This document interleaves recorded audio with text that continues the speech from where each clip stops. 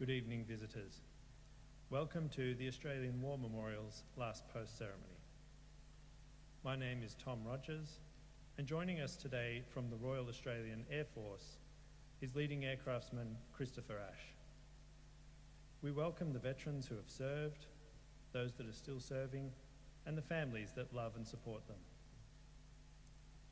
We acknowledge the members of RSL and Services Club Association, RSL Victoria and RSL Queensland, who are watching the broadcast of this ceremony across Australia. During this evening's ceremony, wreaths will be laid at the base of the pool of reflection by visitors to the memorial. If you are able, please stand and join in singing the national anthem.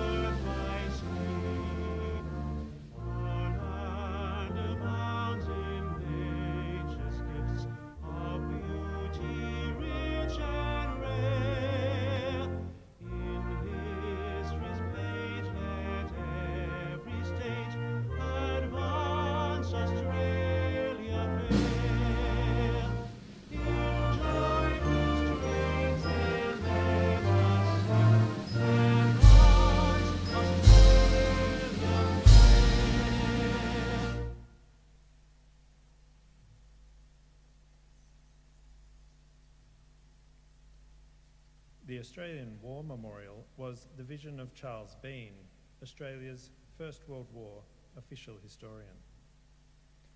Bean landed with the Australian troops on Gallipoli and stayed with them at the front through to the end of the war. The idea of this national memorial and museum came to him at Pozières, France, in the depths of the bloody fighting of 1916. Bean's idea was that this would be a place where families and friends could mourn loved ones buried in faraway places. It would also be a place that could help all Australians understand what these men and women had endured and what they had done for us. Bean's vision, to which we remain true, is best expressed as inscribed in the entrance to the memorial's galleries. Here is their spirit in the heart of the land they loved, and here we guard the record which they themselves made. Tonight, we will read the story behind just one of those on the Roll of Honour, which lists the names of more than 102,000 men and women who have given their lives for us in war and on operations for more than a century. But first, we present a lament, Flowers of the Forest. Wreaths or floral tributes will now be laid at the base of the pool of reflection.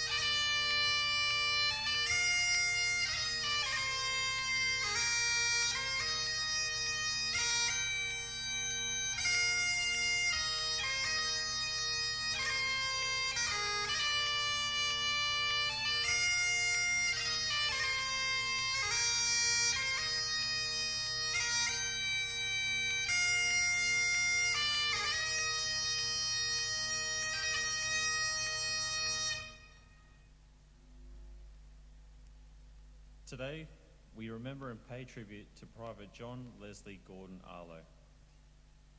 John Arlow, known as Jack, was born to Samuel and Julia Arlow in 1896 in Tower Hill near Warrnambool in Victoria. His father was a commercial traveller and his mother died when he was 11 years old. By 1916, he was living in Geelong and working as a blacksmith striker. Jack Arlow enlisted in the Australian Imperial Force in January 1916 and was feted in the newspapers as a member of Geelong's 1st Platoon. He underwent a period of training in Australia before being sent overseas with reinforcements to the 29th Battalion, arriving in Egypt April 1916. After 2 months training in the desert, Arlow was sent to France, arriving in Marseille at the end of June. Shortly after his arrival in France, Private Jack Arlow became ill with enteric fever and took several weeks to recover. He was sent to England for his convalescence, eventually resuming training on Salisbury Plain. During this period of time, he met 18-year-old Hilda Gale, a shopkeeper's daughter. They married on the 20th of December, 1916. Private Arlow reached the battlefields of the Western Front at the end of April 1917. Although the 29th Battalion had a relatively quiet year in 1917, on the 26th of September 1917, the battalion took part in an attack on Polygon Wood, not far from the Belgian town of Ypres. Advancing behind a heavy curtain of shell fire, the infantry took most of their objectives in short order. Although the Australians suffered a considerable number of casualties in the process, Jack Arlow came through unscathed. Early in 1918, he was granted leave to the United Kingdom and finally met his daughter, who had been born the year before. He returned from leave on the 21st of March, 1918. On the 8th of August, the British opened their great offensive of 1918, the Battle of Amiens. The 29th Battalion took part in the advance that followed, rotating in and out of the line, steadily pushing the Germans back. By September, the Germans were back in their strong defensive position, known as the Hindenburg Line. On the 29th of September, the Australians took part in a major operation to breach the Hindenburg Line, attacking across a canal tunnel in conjunction with 2 American regiments. The following day, the 29th Battalion were ordered to make a further advance. During this advance, Private Jack Arlow was killed in action. No records remain on the manner of his death, nor was his body recovered from the battlefield. Today, he is commemorated on the Australian National Memorial at Villiers Bronte-Bretonneux. Hilda Arlow was in England when she received the news of her husband's death. She immigrated to Australia after the war, raising her daughter Winifred not far from Jack's home in Geelong. His name is listed to the honour roll to my right, among almost 62,000 Australians who died while serving in the First World War. His photograph is displayed today beside the pool of reflection. This is but one of many stories of service and sacrifice told here at the Australian War Memorial. We now remember Private John Leslie Gordon Arlow, who gave his life for us, for our freedoms, and in the hope of a better world.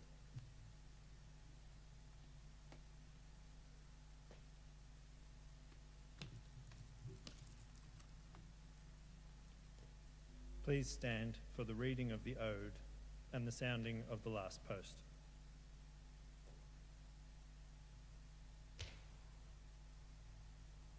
They shall grow not old, as we that are left grow old. Age shall not weary them, nor the years condemn. At the going down of the sun, and in the morning, we will remember them.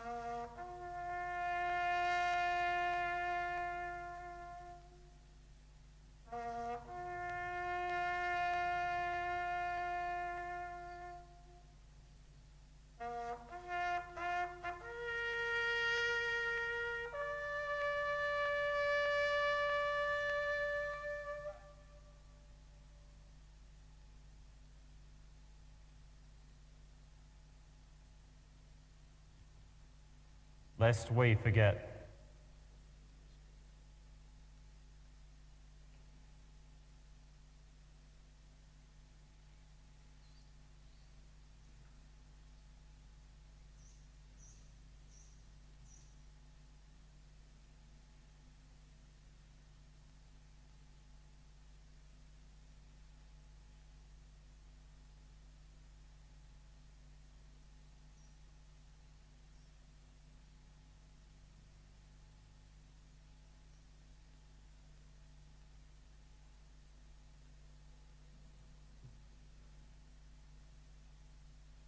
We leave you this evening with the words of the memorial's founder, Charles Bean. Many a man lying out there at Pozières or in the low scrub at Gallipoli, with his poor, tired senses barely working through the fever of his brain, has thought in his last moments, well, it's over, but in Australia they will be proud of this. Ladies and gentlemen, that concludes the last post ceremony. We thank you for visiting the Australian War Memorial and wish you all a very good evening. Thank you.